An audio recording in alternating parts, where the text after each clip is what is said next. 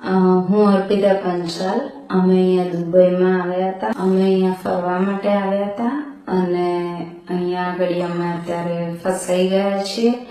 આ તો અમારા ફ્રેન્ડ્સના સપોર્ટના કારણે અમને અત્યારે અહીંયા બીજી કોઈ તકલીફ નથી. અહીંયાનું લોકોનું જે લોકલ પબ્લિક છે બધાનું રૂટીન એઝ યુઝ્યુઅલ છે. બધા મોલ્સ, ગ્રોસરીઝ અને ડેરી પ્રોડક્ટ્સ ને બધું રેગ્યુલર મળે.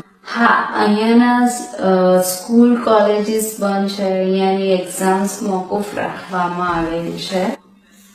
અહીંયા જે ફસાઈ ગયા છે એ લોકોને અહીંયા રહેવામાં થોડીક તકલીફ તો પડતી જ હશે, કેમ કે એમનું ફાઇનાન્સ બજેટ જે છે એ સેટ કરીને આવ્યા હોય એ થોડુંક ખોરવાઈ ગયું હશે.